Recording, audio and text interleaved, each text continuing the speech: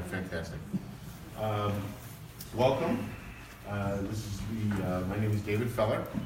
I'm the president of the West Portage Park Neighbors Association. Paul is one of the board, Paul Sangrati, also one of the board members there. This is our first meeting of 2018, and we're doing something a little different here. We're meeting at one of our local establishments here. We kind of going to mix it up. We usually meet at the hospital at Addison and Central, but this, starting out in 2018, we want to kind of do something a little different here. And I was kind of looking for a little different space, and I walk by this place all the time, like some other people have, and I kind of saw it online. I'm like, this looks very interesting here. So I kind of sent a message to the owner, Janet. She's back there mixing some stuff up here. But if you got 2 seconds, Janet, if you want to kind of come up, I just want to introduce you to Janet. This is a remarkable addition to the neighborhood. It's been just about a year or so that you've been here? Just over a year. Just over a year here.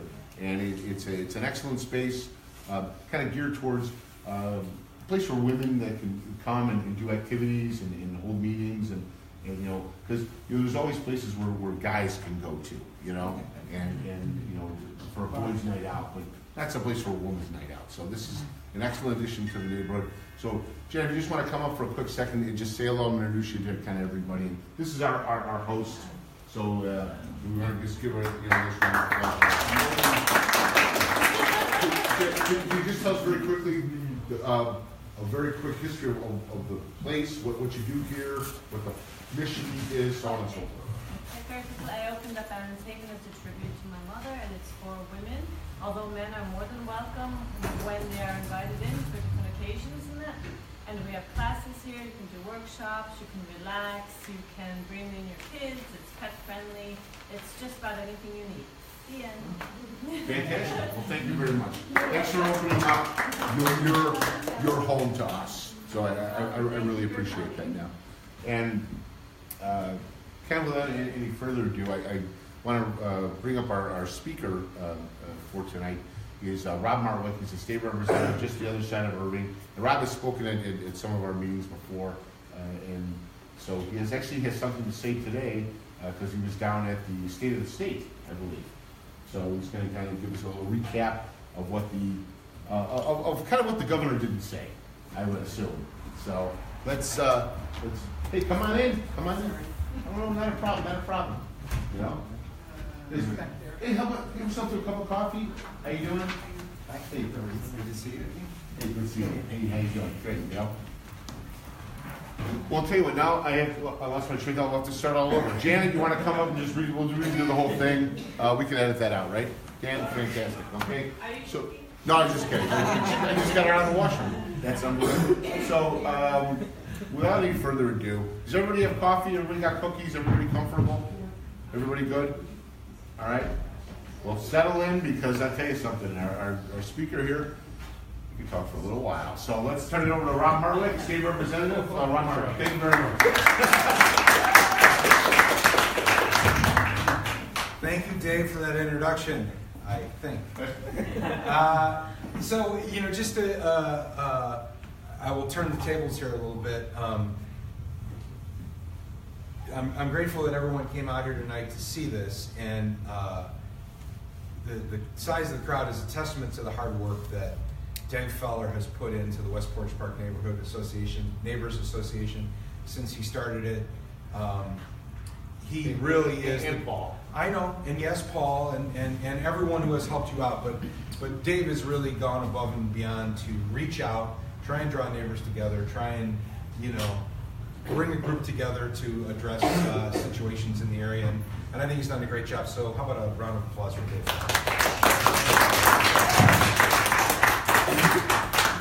Rob got a little bit of applause, so I'm looking at every single person here. Very upset. As Dave mentioned, my name is Rob Martwick. I'm the state representative of the 19th district, and I've been that for 5 years now, just a little bit, slightly over 5 years. The district runs, it's sort of an oddly shaped triangle. I always say it kind of looks like, sort of like Texas on its side a little bit. So no lines are ever perfect, but if you pictured a three-pointed triangle that was kind of tilted to its side a little bit, the northern point is Superdog, right? Devon, Nagel, everybody knows where Superdog is. The eastern point of the triangle, I don't know if I'm doing that right for you, eastern point of the triangle is Six Corners, so Irving, Milwaukee, Cicero, and the western point is roughly Belmont and Cumberland. And again, it sort of zigzags, but it is a pretty decent shaped triangle. It's a really great district. I'm really happy to represent it. Unlike some of my colleagues who have very different districts, long snaking things that curve around, mine is pretty much, you can figure it out and makes sense. It is the northwest side of the city of Chicago. It is a little bit of those suburbs that it's where I grew up in Norwich, which is so close it's hard to discern what is and what is not Norwich and what is not the city. So a little bit of Norwich, a little bit of Harwood Heights, a little bit of Elmwood Park, one precinct in River Grove. And it's an interesting district because it's middle class, right? I mean, it's the definition of middle class. I have a very low poverty rate in my district compared to other districts, but I also have one of the lowest number of constituents who claim more than $1 million a year or more in income. So I've got this middle class, and I think it sort of makes it easy. We don't always agree on the best way forward, but I think it's pretty easy to figure out what things financially are important for the district. That helps guide me in my decisions.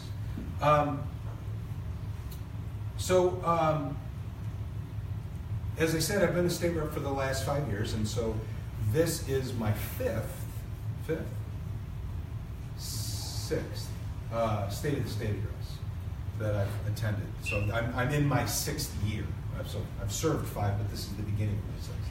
So this is the 6th State of the State address that I've heard our governors give. The first 2 were given by Governor Quinn, of course, the last 4 by Governor Rauner. And of course, last night was the State of the Union, and of course that gets a lot more play than the State of the State. It's on prime time, all the networks broadcast it. State of the State happens at noon on a Wednesday, and unless you watch on the internet, you're not going to see it. But the addresses are very similar, right? It is the executive of that branch of government standing before a joint session of the legislature, right? So State of the Union's joint session of the Congress, and in State of the State, the governor stands in the House of Representatives, and the Senate joins us, and we listen to what he has to say. And it's interesting because they've sort of changed over the years, and we can see that. They've become, instead of real hardcore talks about the real nature of where we are and the vision that we have, they've become more political speeches. And that's fair. Maybe that's the digital media age, as I say, as I'm being broadcast live on Facebook. That's what happens, right?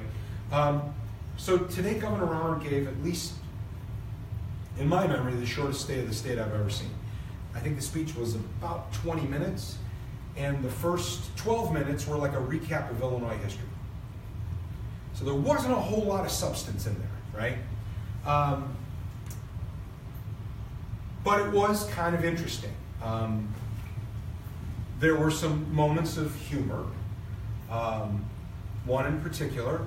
So in the 3 previous budgets, 15, 16, and 17, that Governor Rauner has proposed, all of those budgets have been wildly out of balance, right? So this is a big contention the last few years because of the fact that we've been unable to get a balanced budget. And there's a lot of blame that goes in both ways, and probably deserved in both ways. But the budget process starts with the governor because he's the one who controls the structure of the government that we fund with the budget, right?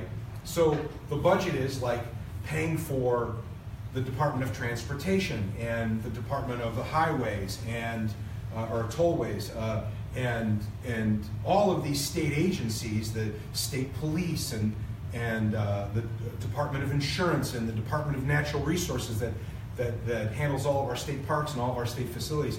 All of those have their own individual budgets, and the person who runs all of those little agencies is appointed by the governor. So the governor controls the structure of government that makes up our budget, right? And so that's why it's important for him to start with proposing a balanced budget, because in the legislature, we just take his budget and then we, who represent the people of our districts, put in our input and we adjust the numbers a little bit. But he's the one who's supposed to start the process. Well, the first three budgets that he proposed, and this is not interpretation, and this is not opinion. This is the Better Government, this is the Civic Federation, this is the Chicago Tribune, the Sun-Times. Pretty much anyone who understands math has said that the three budgets that he's proposed have been so wildly out of balance, it's a joke, right? And so he got up today and said, and in 2 weeks when he does his budget proposal in 2 weeks, he says, and I will propose a balanced budget, which brought about laughter from the entire chamber. Both sides of the aisle kind of laughed, because it's been one of the biggest failures of his term is that just inability to work on the budget. And the funny part was not that the legislature laughed and then they got up and did sort of a mock standing ovation for him because he said he would actually present a balanced budget, but that he actually turned and laughed back at us. Like, haha, yes, it is kind of funny, isn't it? And I thought to myself, this is not funny. It's serious, right? And so, again, he really didn't lay out a whole lot. He claimed some victories, and he laid out a path, and it was, again, the speech was somewhat interesting. And I'm being critical here, okay, to be fair, because he gave the speech, and I'm critiquing it. But he said four things, and I agree with those four things. He said that, and let me see if I can remember this. He said that the people of the state of Illinois want us to halt the increase of taxes, which I agree. Stop spending money that we don't have, which I agree. Address our pension costs, which I agree. And then return power to the people, which I agree with. But the question is, well, it's easy enough to say that. Well, how do you accomplish it, right? And so let's talk about the first one, which is halt the increases of taxes and stop spending money that you don't have, which is interesting because they're related, right? So for 40 years, the state of Illinois has spent money it didn't have, which is basically like running your budgets and your state on a credit card. And eventually that credit card becomes due. And so we've built up a massive debt, both in our pensions, which we did not properly fund when we should have and when we could have, and by accumulating a backlog of bills, which created a financial crisis, because just like a credit card bill that gets out of control, you now have to pay your debt. And that put us in a situation where we were unable to fund critical services for government, right? The staples of what we're supposed to do, investing in infrastructure, paying for education, providing to do all those things. And that, of course, is what led, you just can't balance the books. That's what led to the tax increase. So the more you accumulate debt, the more you, sorry, got somebody wanting to come in. The more you accumulate debt, the more likely it is that you will be forced to, Judge Stephanie Saltros, everybody. So the more you accumulate debt, the more likely it is that you're going to be stuck having to raise taxes. That's what happened. After 40 years of not attending to our finances, we were put in a position where the only way to balance the budget was to raise taxes. And that's what happened. So he says, let's stop doing that, and let's not spend money we don't have. I agree with both of those, but yet at the same time, his 3 years in office we were bleeding. We had the biggest budget deficits in the history of the state of Illinois for 3 years in a row. $5 billion a year of red ink by this administration because of his inability to balance the budget. He bragged at the same time, when he was listing his accomplishments, he started out by saying that he was touting the fact that he put $1.2 billion more per year into education. Then he touted a $75 million a year tax credit that he created, and at the same time, he touted the fact that he vetoed the tax increase that actually balanced the budget. So if your whole mantra is don't spend what you don't have, how on earth can you say that I spent all this new money, but I refused to raise any taxes to cover the spending. Right? That's the old joke, right? Tax and spend Democrats, and don't tax and spend Republicans. And that's the situation we're in. He has increased spending on a major level, and yet we cut taxes at the same time, which bled. And I'll tell you, there's one thing worse than a tax increase, and that is accumulation of debt. Because accumulation of debt will just lead to a forced bigger tax increase later. And what did we accumulate? We accumulated $16 billion of unpaid bills under this administration. It's fiscally irresponsible. The most, and I say this, I really believe he is the most fiscally irresponsible governor the state has ever seen. And that is no small boast, because we're talking about the state that gave us Blagojevich, okay? But he has accumulated more debt than Blagojevich did during his term.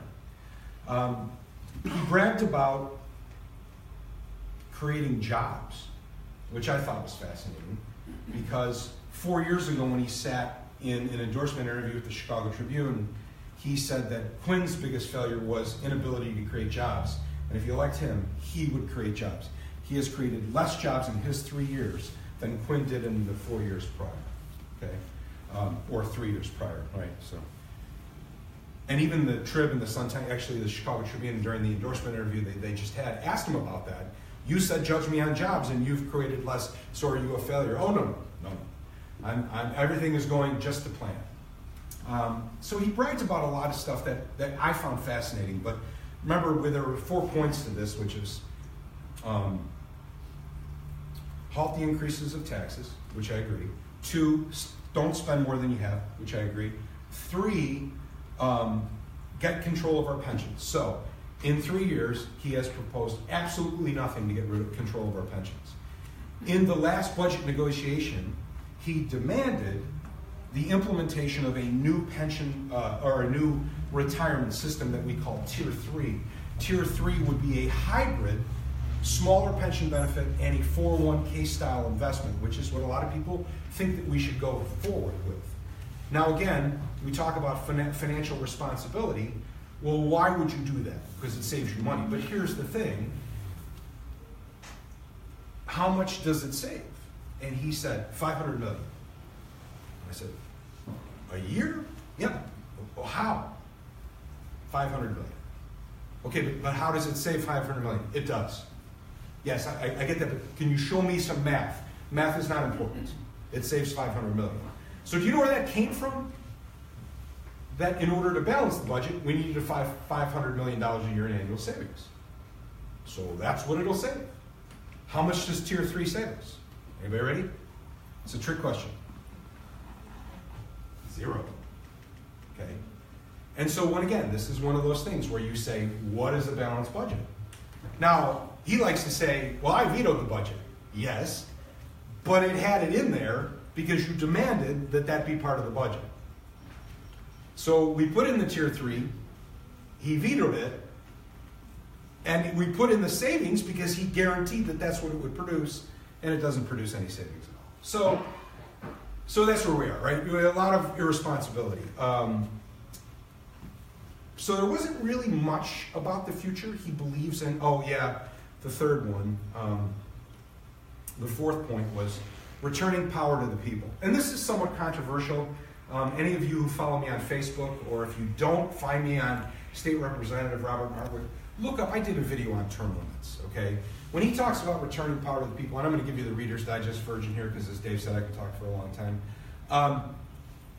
Returning power to the people, it's interesting that a guy like Governor Rauner, who has spent, he spent $26 million of his own money in his first race, and he's got $40 million of his own race into this race so far, and the primary isn't even here yet. So he's on track to put $100 million of his own money. It's interesting that he has an idea how to return power to the people, right? I mean, it's kind of like when a guy who spends that much money on politics is saying he wants to return power to your hands, you got to kind of ask yourself, what do you mean by that? And so one of the things he talks about, and it's very popular, is term limits. I will say this, I've said it often, and I said if you want the real explanation, go to the Facebook and listen to my video. where I lay it out. Term limits are not returning power to the people. In fact, what it is it's you giving up your rights under a democracy to choose the government that you want to choose. When you walk into a voting booth, you're supposed to be able to vote for whoever you want.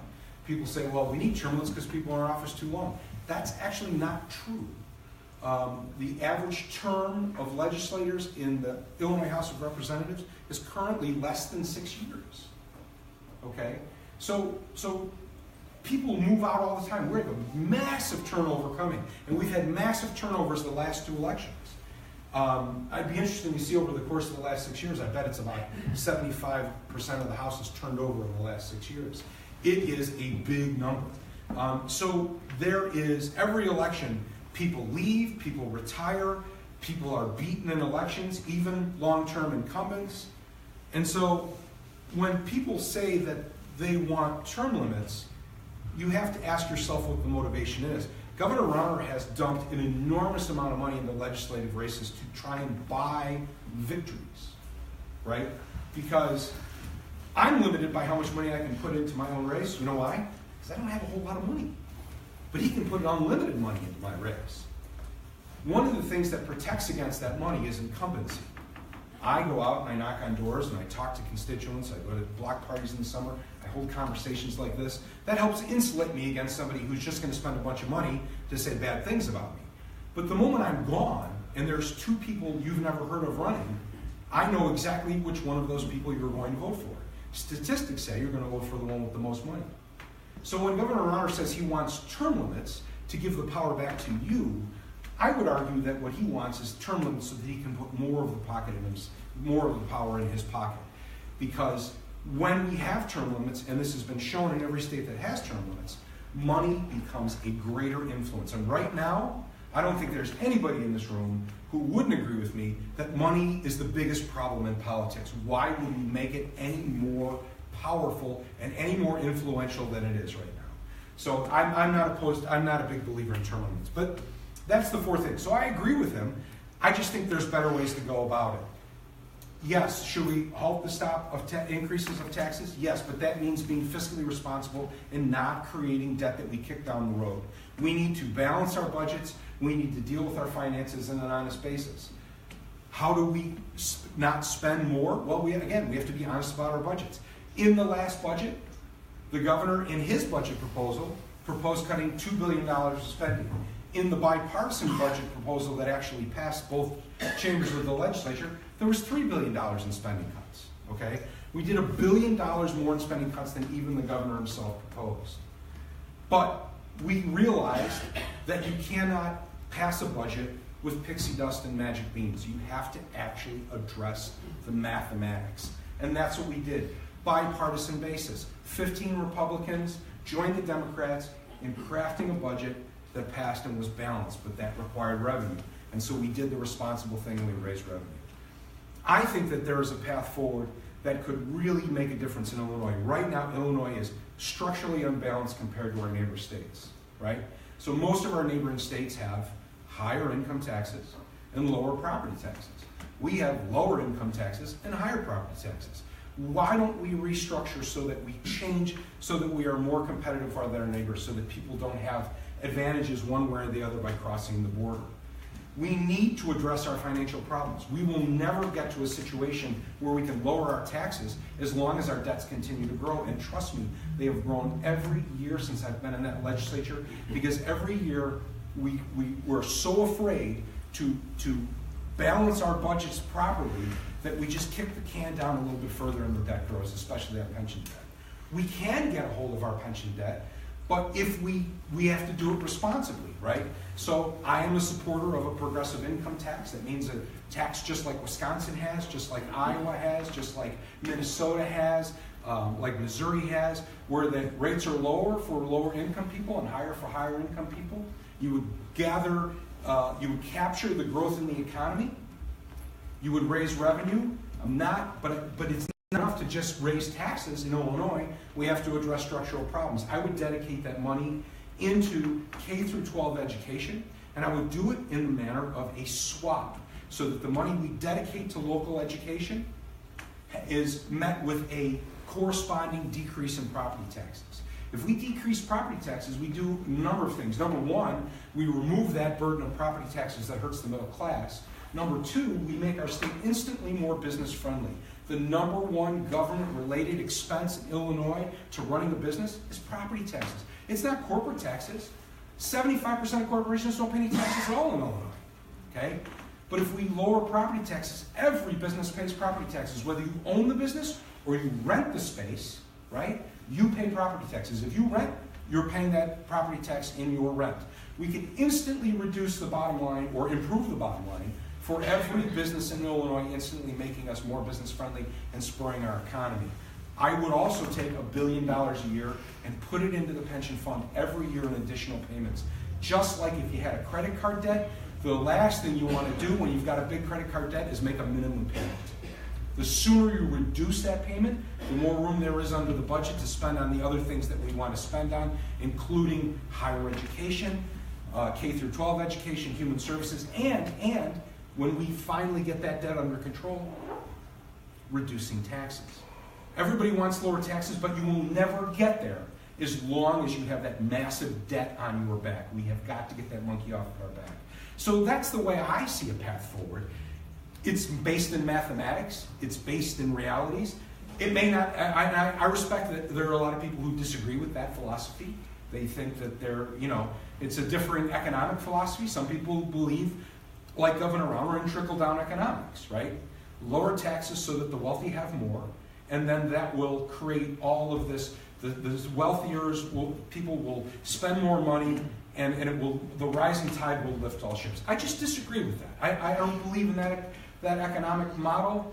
It was tried in Kansas, it didn't work, and to be fair, it was tried here in Illinois, right? January 1st, 2015, we went from a 5% tax to a 3.75, which was supposed to be a shot in the arm to our economy. It didn't work, okay? So I think that the path to prosperity is balanced budgets, fiscal responsibility, paying down our debts, and that will lead to us having the room to spend the money on the things that we want to do.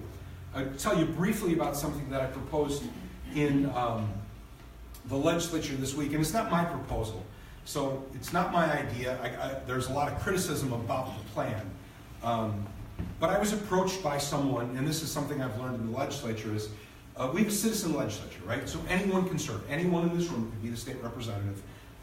It happens to be me for the moment, but at some point it'd probably be somebody else, and maybe somebody in this room.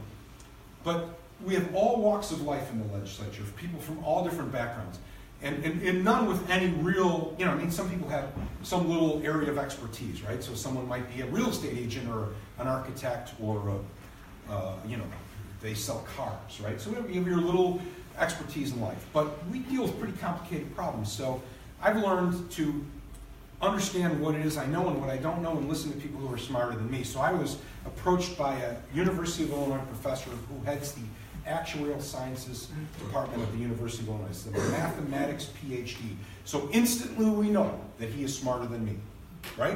And he said, look, I've run a math model where I think I can save the state $103 billion over the course of the next 27 years by issuing pension obligation bonds to put the money into our pension funds to top off our unfunded liability. Well, this is interesting, right? So people say, wait, you're going to borrow to pay back debt?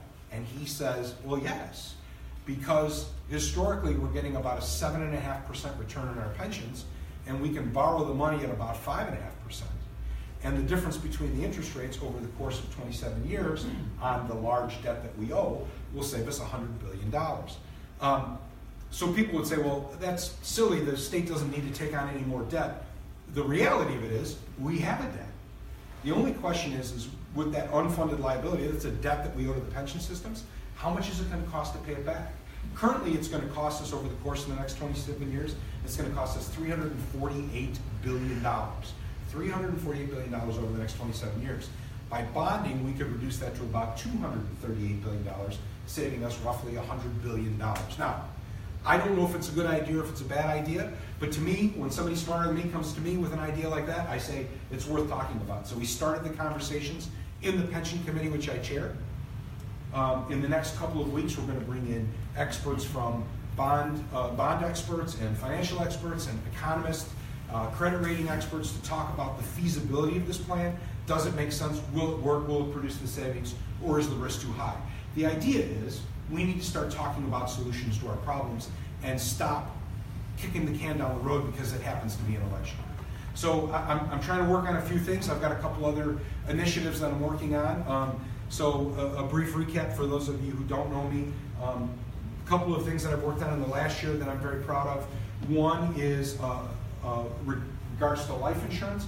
And I won't ask for a show of hands here, but anyone who has life insurance or anybody who knows somebody who has a life insurance policy, you would be surprised to know that in the state of Illinois, the law was not written to require the insurance companies to actually pay the life insurance proceeds to your beneficiaries when you die.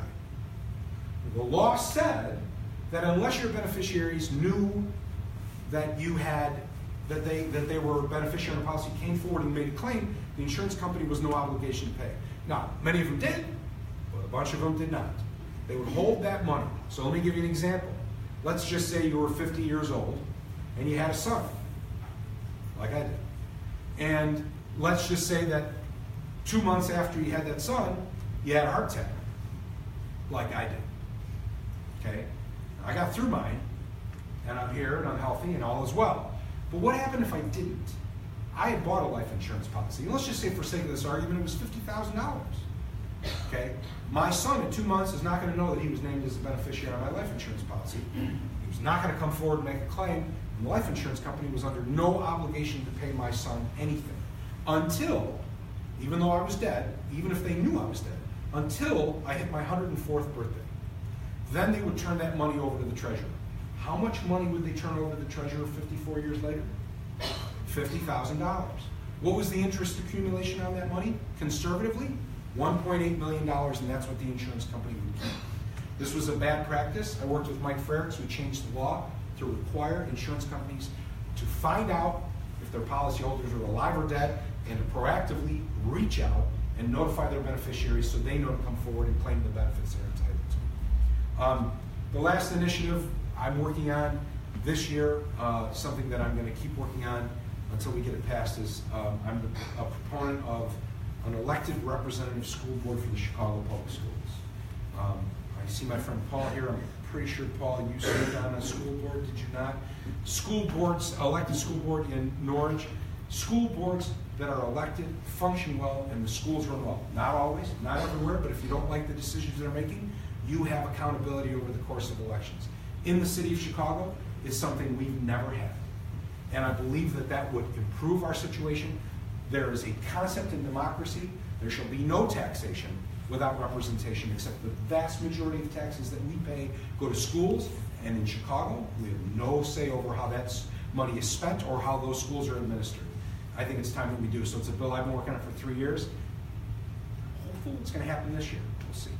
So that's my presentation for now. I'm happy to answer any questions. Anybody have any questions that I can answer? Yes, ma'am. Can anything be done with the TIF funding? Because that's a big problem with the schools. They're not actually getting the money. It's being diverted. Yeah, so the TIF law is being looked at. So good question for everybody who didn't hear. Is there anything we can do about TIF districts? And there has been quite a bit of interest around reforming TIFs. There are currently, there's a legislative task force that is studying the TIF law to see if we can find a way to clean it up. TIFs, it's widely believed, are the best tool for to spur economic development in a local area, but it's also a concern that there is a great deal of abuse. Much of this revolves around the idea of the city of Chicago granting TIFs in downtown Chicago. Like, it's supposed to be blighted areas. I don't think anyone would think that downtown is a blighted area. Yeah. Marriott Hotel and right. Stadium and yes, and so there is some and we've had bills that to help the Chicago Public Schools declared a surplus in the TIFs and required the money to be kicked over to the Chicago Public Schools. But yes, there is much that can be done in TIFs, and that process is underway. There is a task force study. So yes, ma'am. This is a change of subject, okay, about something else. Okay, could I say something? Yes, of course. Okay. This is about, there's a bill in the House, and it is to, if there is a dog or a child in a car and it's real hot outside, that a person can break in. And that's a bill right now. And it's in the Senate also. I don't know the number, but I would just like vehicles back to it. That's all. Thank you. I've heard a little bit about that bill that would allow a passerby to break into a vehicle where it was locked and there was a child or a dog in the car. It was a hot car. I don't, it's funny. The only thing I will say is that sometimes you hear something about a piece of legislation. If there's one thing I've learned after 5 years is, let me hear what everyone has to say about it, but clearly that one on its face sounds like a good idea. So, yes. Hi, Ray, yes. Regarding the veterans home, what's the status? Update on the veterans home, okay. So the question is, what's the status of the veterans home over on Oak Park Avenue? So I just spoke to our capital development board. So any buildings that are built by the state of Illinois are managed by the Capital Development Board. I spoke to, and I'd be happy to put you in touch with Jacqueline O'Day, who is a representative of that, and she gave me an update because I had some questions about that at another meeting I was at just down the street a couple weeks ago. So the status of the building is this. I don't know if anyone or if everyone here is familiar. It's over there. It's sort of a third of the way built, maybe half of the way built. It's kind of an empty structure. So I learned a lot. So the construction got started, and of course it got stopped when we had the budget impasse. Now that we have passed the budget, there is the authority for them to spend the money, and work has resumed. The problem is that in the meantime, they found out that the foundation was not built to the specifications that were required in the Illinois Building Code for this building. So it's a structural issue, and right now there are people on site remediating. So it doesn't look like there's a lot of work because the building's not going up, but they're in there in the basement shoring up the foundation to ensure structural integrity. Thank you. And what I was told was that, so there was concern that the building would have to be demolished. They said that is not the case. So these new building structures, like that one, are not actually constructed piece by piece. They're prefabbed, and they're kind of like put together like an erector set.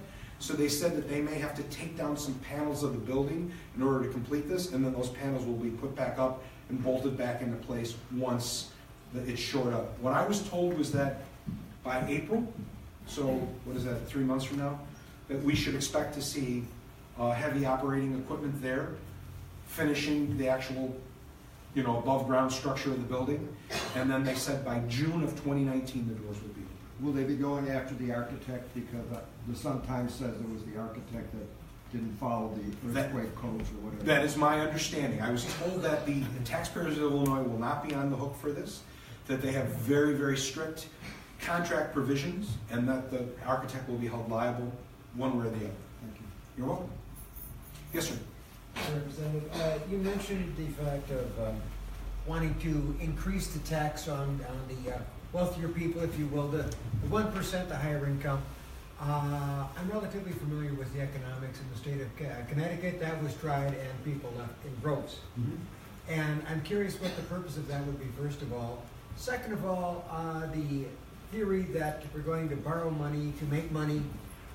Illinois' credit rating is not that terribly good right now, as you well know. Right. And we are paying a ridiculous premium just for the purpose of kicking the can down the hill. My question is why would it be feasible, just for the sake of argument, to have a 1% tax added to the income tax straight across the board with the allocation that would go to retiring pensions, just strictly for that dedicated purpose. Tony Preckwinkle got the sales tax back up in the city of Chicago, County of Cook rather, to help with the tax fund. I'm not seeing it. It goes into a general fund. It gets lost. Yeah. Why can't we do that specifically for this particular issue? And so, for what it's worth, I'm going to go backwards. I agree with the last point entirely. In fact, when we were discussing over the course of the 2.5 years of the budget impasse, it was amazing to me. We arrived at an income tax of 4.95%. Again, the math whizzes sat down and got out their calculators and said, let's calculate exactly how much we need to balance our budget, and it's 4.95%. That's not what they did. Do you know why it's 4.95%? Because it was 5% under Quinn, and we're not going to agree to the same tax increase that was under Quinn. So it's got to be 4.95%. There was no math involved. One of the things I advocated for was, okay, if we're going to maintain a flat tax structure, and we're going to put it in at 5%, I advocated for what you were saying. I said 0.5%. 5.5 with the last 0.5% dedicated to retiring pension debt. And that would be required to expire whenever we hit some sort of predetermined level but it could not be touched. It would only go to pension service, right? Again, what happened was political realities, the realities of making sausage. There was a number of people in the building who said, well, I'll vote for a tax increase, but it's got to be less than Quinn's. And so we wound up at 4.95, which to me is silly, but that's how we got there. Backing up, the whole idea of issuing pension debt, you're right, our credit ratings are bad. So I have the privilege of sitting on the Revenue and Finance Committee. It's there that we listen to most of the financial experts, independent, that come in and talk to us about the finances of our state. When we talk about the credit ratings of Illinois, the reason that Illinois' credit ratings are bad is that we have massive debt and we don't seem to have a plan to deal with it. To me, the idea that I'm exploring, and I'm not suggesting it's a good idea, let me repeat this. I'm not smart enough to know whether it's a good idea or not. I'm going to hold hearings, I'm going to bring in experts, we'll talk about it, we'll decide. But the idea for me was, it's a plan to pay down the debt at a lower cost than it's going to cost us anyway. And so, to me, that sounded like a plan going forward. It was worth exploring, especially with savings. To me, that should improve our credit ratings because then that's what they've told us, we need a plan to deal with our debt. I don't know if that would work or not. Now, as for Connecticut, I don't advocate Connecticut tax rates. In my plan, I would use the tax rates of the state of Wisconsin, right? You always hear we should be more like Wisconsin. Well, Wisconsin's tax rate started about 3, and then it's 7.65. And it's a nice, even, gradual ramp. It's not one of these, these ramps where it ramps up and you chase out all the people who make a lot of money. It's a pretty flat ramp. It is higher rate than Connecticut, New York, Minnesota, Iowa. It is a low top rate, 7.65, compared to other progressive tax states. Wisconsin is not having problems of out-migration. Well, all they did was, and again, that's because they have a reasonable tax structure and they have lower property taxes because they pay for the majority of their K-12 education by income taxes. We pay for a majority of our K-12 education on property taxes. I'm trying to swap that over. One other quick follow-up question. With all of the emphasis on bringing major corporations into Chicago to give them tax benefits and so on and so forth, isn't that kind of shooting ourselves in the foot because we have to supply all kinds of things that are not funded as a result of that? We have to provide fire protection, we have to provide police protection, we have to provide structure for these places. What is the purpose of doing that if we are in such a crisis? Why can't we just say no? Well, so what I would say is that, again, it's probably something that I'm going to be studying a lot harder as we get closer. We, of course, are one of the finalists for Amazon. Just FYI, a lot of people don't know this. The governor didn't happen to mention this. Of all the cities where Amazon has decided the final cities that they're going to choose from, we have the lowest taxes except for Indianapolis. And Indianapolis is actually not that much lower than ours because they have a county income tax that is taxed locally.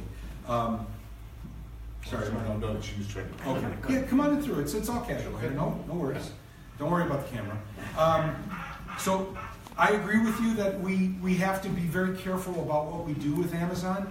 To me, it's going to be someone, again, who's a little bit better at math to say, what are the amount of jobs that you're bringing in and what kind of economic activity are you going to generate, right?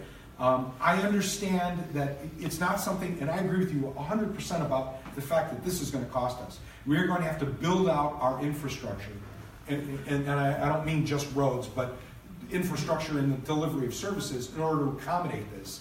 And so that's going to be a cost. To me, is the benefit that we're giving them, is that superseded by the amount of economic activity they generate. And again, I don't know how to make that calculation. I'll rely on the experts. If it's a good deal, I suppose I would go with it.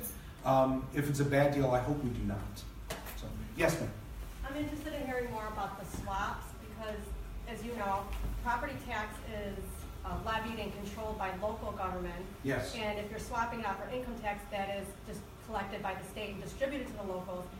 The state has a history of screwing the locals, and I wouldn't want to push forward on an idea that they decide how they distribute to the local. We're most knowledgeable about things that directly affect us, like the city's police, fire, these types of services, and that's what will get squeezed if the state controls the income tax, and if all the locals participate in the property tax. So if you're dedicating that to education, which I completely agree, that's a great idea, but you have to understand that you could be taking away from other locals like parks unintentionally. So you have to just be careful with those balances. And I appreciate your concerns, and that's why I want to jump in and answer it, because when we talk about property tax and income tax swap, it is literally just the education portion. So this would not affect municipalities, park districts, library districts, that sort of local control. But the reason that our property taxes are so high, and if you live in the city of Chicago, you're talking about 60% of your property taxes go to education. You get into Orange and Harvard Heights, it's probably 70% of your property tax bill is for education. You get out into McHenry County and Lake County, it's about 85% of your property tax bill goes to education, right? So the idea of reducing, you're not going to have a dramatic effect on somebody's property tax bill by reducing the cost of their township. Most people, the township portion of your property tax bill is $20, $30, $40, $50 a year, right? Where you're going to save people money on their property taxes is reducing the cost of education. But there's another part of that too. In Illinois, one of the things that we suffer is a wide disparity in funding education, because when you fund more from local property taxes, then the areas that have a better property tax base can provide a better education. One of the things that we did pass this last year was this new formula, which is supposed to create equity in funding of education. But in order to get to equity, we have to invest another $3.5 billion. Again, I'm for that, but that has to be, and that the idea is to put that money in and take the burden off of the local property taxes. But we're going to do that over the course of the next 10 years, right? I would like to see us accelerate that and make that swap sooner and fix that imbalance sooner. That's what I'm advocating for. Yes, sir. This has more to do with like federal law, but I was just wondering, like, what are your thoughts regarding immigration, and if you think like realistic bipartisan legislation can be reached about DACA?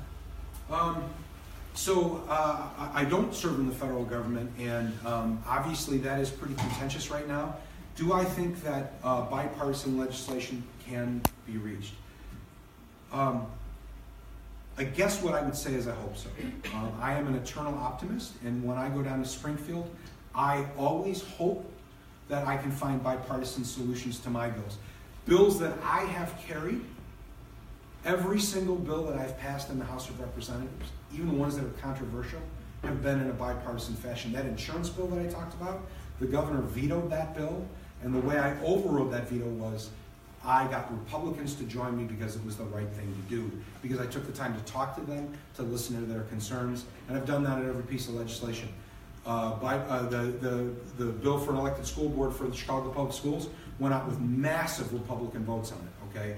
And it's just about, like some of my very good friends in the legislature are Republicans, but we accept that we don't agree on our philosophies, but we can, if we have respectful conversations, we can find common ground. I don't know if they can do that in Washington. I hope so. I have to be an optimist because this intractability is not good.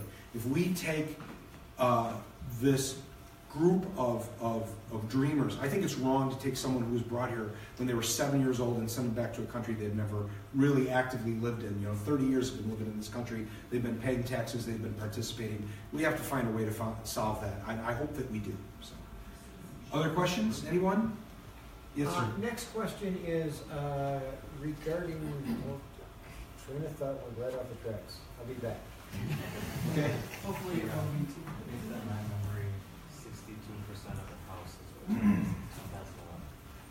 So, Tom Kelly, a friend of mine here, and he's real good at this stuff, just said, since 2011, 62% of the house has been turned over. And we're scheduled to lose another 23 people this year, which is a quarter of the house. Some of those weren't there in 11 either. Right. There were people that came since 11 and are leaving, right? So yeah, it's big changes. Daniel, yes. I would just ask, I would agree with an earlier comment where you said that the problems that we face in Illinois are not simply created by one party. Obviously, the spending goes 40 back years. to Edgar. Yes, and both parties have both contributed. My question now, though, is what, if anything, would you propose if you were running the state to reduce spending? Rather, admittedly, we may have to increase taxes or adjust that, but what ideas are there relative to reducing costs? Mm-hmm. The governor has tossed out a number, right of work laws, a few other ideas, particularly pension modifications. What ideas to reduce costs, which clearly have to be reduced, would you have? So, I had a conversation yesterday with someone who is probably one of the people I respect the most in the legislature. His name is General David Harris. He's a retired four-star general. He is a Republican representative from the Schaumburg area, and I just think he's wonderful. And we talked about it. He brought up something to me that was very shocking. Pennsylvania just surpassed Illinois as the third most populous state in the country by a couple of thousand people. Literally, it's like 1,500 people more than we have. And Pennsylvania, which is in pretty good financial shape, much better than Illinois is, look at their problems, every state has. Their general revenue fund budget, they spend $37 billion. We spend $36 billion. So there is a state that is exactly the same size as ours, in better financial condition, and they're spending $1 billion a year more. So when you look at Illinois, the idea that we have to cut, and I agree with you, when you have a financial crisis, you have to find cuts. My point is that we have really pruned the tree. We have the lowest number of state employees per capita in the country. And when I sat in the Appropriations Committee, General Services, the governor's people that he appointed to run his state agencies came before us. And I'll never forget, one of my former colleagues, Wayne Rosenthal, was running the Illinois Department of Natural Resources. And I'll cut to the chase here. I said, Wayne, do you have a historical, what you say is like the staffing level that you need to properly manage all of our state facilities and our state parks? And he said, yes. And I said, where are you compared to that number? He said, we have about 1/6 of the people that we need. 1/6. I said, so how do you properly manage our facilities and our state lands then? He said, I don't. I said, well, what do you do? He said, the best I can. And he was there asking for a budget cut. And my point is this. We look to make cuts, but sometimes we make cuts that are counterproductive, right? And so we have to be mindful of that, because we're at a point now where, and we just did, Dan, we just cut $3 billion of spending out of the budget, and we did it by cutting state agencies by 5%. I'm not going to argue that, but let's be fair about this. Yeah. In Harwood Heights, Norwich, and many other suburbs, every week one garbage truck runs by with one person, and he takes all the garbage because he's got the automated pickup. I follow a Chicago truck, there's 3 guys. Now, that keeps 3 people employed. But the garbage cost for Chicago is extremely higher than it is in most suburbs. Oh, it's totally different though. Do you know what some of the alleys look like? There, people have to actually get up and hand pick up garbage. It's a different environment. I think it's not. I don't know that that's all that different from Highwood Heights. I don't That's know, all I'm some of the saying. areas in the city. Yeah. That's all I'm saying. Well, and that doesn't affect the state of And that's Illinois. down from 4. That doesn't affect the state of Illinois. And here's one of the things, when we talk about out-migration in the state of Illinois, we talk about people leaving the state. So let me throw this out there too, okay? I have a degree in economics, and I don't know very much about it, trust me. It was a long time ago, that's what I got my BA in. I don't practice economics, so I'm not here to tell you I'm an expert. What I do remember was Economics 101. They talked about the balance between the public and the private sector. And the economy is made up of both sectors of the economy. The question really, and this is our great question in politics, is what is the makeup of the public and private sector? The public sector serves a purpose, and that is when the private sector is subject to dips in the economy, the public sector acts as a buoy against those recessionary periods. Well, what happened in Illinois was, right at the time that our pension debt our payment went from about $1 billion a year to about $6 billion a year, out of a $35,000, or at the time probably a $32 billion a year budget, right? So think about that. A $5 billion increase, right? A sixth of the budget all of a sudden got diverted to pensions. Well, what did we do? We made massive cuts. Illinois cut, and I can show you this, I think I've got a copy of it out in my briefcase. Illinois made massive cuts to social services, to higher education, to K through 12 funding, and to government services, right? And it's not just what the government spends in terms of its employees. We cut a load of those, which is why we're the lowest in the state. But we also cut, spending on things that's related to the government, like Meals on Wheels and social services, and people lost jobs related to that.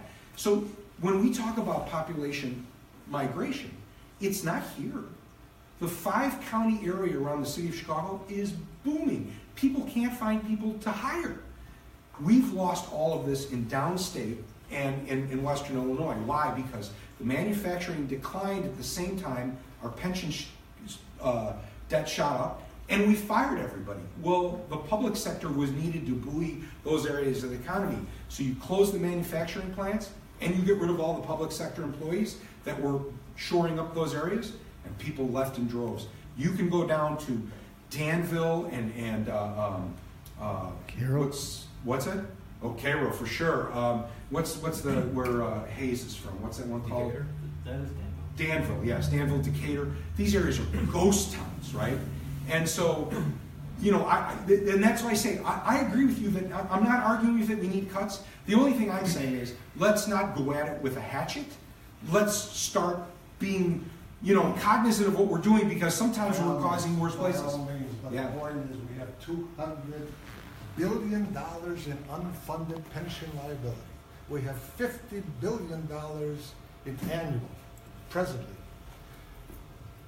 Companies are not coming in. People are leaving. All I'm saying is, it seems to me that the drastic steps are necessary from Springfield, rather than appear that everything is just fine and we just need a new governor. Well, I agree with you. I don't think everything's fine, and of course I think we need a new governor. But I've always said this, Dan. I have a great deal of respect for all political opinions, even those I don't share. As I said, I think I had about an hour and a half talk with my friend Grant Worley today. The day before, I talked for about an hour with my friend Mark Batnick about solutions to our pension problems. These guys are conservative Republicans. The point is this, right? I can disagree with your philosophy. What I criticize Governor Warner for is not his philosophy. It's his inability to govern. He has completely abdicated his responsibilities, so much so I won't disagree that 3 weeks ago he said, I'm not in charge. I won't You're disagree not, I don't with know you. who is. And you know what else that I would say? I'm at an age where this doesn't really affect me. Yeah. I'm in perfectly good shape. I'm not going to be around any number of years. I'm certainly not going to be around when the bottom Yeah. hit. But I do worry about my grandkids. And I'm with you. I have a 17-month-old And I son. don't like what I see. No, I'm with you. I have a 17-month-old son, And I tell people all the time, and in fact, I did this at a political fundraiser. Probably not a good thing to say to people who are donating to your campaign. But Dave was there. I looked at the people and I said to them, forgive me for saying this, but I don't care about you. I'm not trying to fix the state for you. I'm trying to fix it for the next generation so they don't have to suffer through the same problems that we do. If we don't start taking a long view on these problems, and again, we can disagree about the manner, but we've got to agree on the math. And that's the problem, is we can't even agree on the math. That's the part that bothers me the most. Because we can agree on the solutions to future problems, but if we don't agree on the math, we got real problems. You remembered your question. Yes, I did. Okay, regarding the Chicago Board of Education and elected membership there, if my memory serves me correctly, that has to be a referendum process on the ballot, and there are 3 items that are chosen for that. No. No? No, we can create an elected representative school board by legislative action in the city of Chicago. That's what my bill does. My bill would, if passed, so a version of my bill passed the House, and a slightly different version passed the Senate. So just like the Republican tax bill, where they had 2 different versions and they had to be reconciled before they could go to the president's desk, we have 2 different versions of the elected school board bill, and they are being reconciled as we speak. And once they are, they will then go to the governor's desk, and if he signs it, we will have an elected school board in Chicago, and if he doesn't, then we'll try and override his veto, and I'm fairly confident that we can do that. So then the way that the school board is in effect right now was by mandate from Blagojevich, or how did that happen? 1994, the School Reform Act of 1994, Governor Edgar and the legislature gave complete and total control of the Chicago Public Schools to Mayor Daley, eliminated any sort of citizen process and eliminated any sort of aldermanic oversight, so the city council no longer had any oversight. So he was given 100% discretion to appoint and fire at will the members of the school board, so they answered only to him. And then the worst thing he did, talk about financial problems, was there used to be a line item on your tax bill that, so you knew how much money was going into the pension. Pensions for the Chicago teachers were 103% funded. And then as part of the school reform, they eliminated that number and let him pay into the funds discretionarily. No payments were made for 10 years. 10 years, not a single payment, and now those funds are in 50% funded in pretty bad shape. Okay, so the question is then why can't it just be taken legislatively, that taxation without representation, just boom, it's done? Why can't that be done? It can. That's what we're working on. Yes, ma'am. Okay. Now maybe I don't completely understand about the pension fund, but someone that was hired 10 years ago, and part of their benefit package, they got a certain pension. Mm-hmm. All right, somebody's hired tomorrow. Yes. Do they get the same pension? No. No, so, and this is something that a lot of people don't know when they say, well, why can't Illinois pass some kind of pension reform? It did. In 2010, the legislature passed what was called Tier 2 pension reform. So there were a set of benefits for all employees that were hired before January 1st, 2011. So if you were hired in 2010 or earlier, you got the benefits of that older and more generous system. After that, you are on Tier 2, which is a very austere benefit. It is about equal to Social Security, and it is zero cost to the taxpayers. So it costs us no money to pay for the pensions that this new wave of employees is going to get. It's a zero cost, meaning their contributions pay for all of their benefits. One last question. Is it possible that instead of having the teacher's pension, that they would just pay Social Security, eliminating the teacher's pension? I suppose that's possible. I would say that it is not probable at this point. There has been much talk of moving public employees to Social Security and 401ks. It's talked in the fringes. It is not the mainstream thought right now. Remember, Tier 2 pension benefits pay for themselves. There's no cost to the taxpayer, so it wouldn't really save us any money. And in fact, there have been some suggestions to put 401k style systems into place. That would actually cost the government more than the Tier 2 pension we're doing. So it would create a cost currently to our budget. All right. Is that it? Well, yeah. Well, three things. Let's give Rob a big round of applause.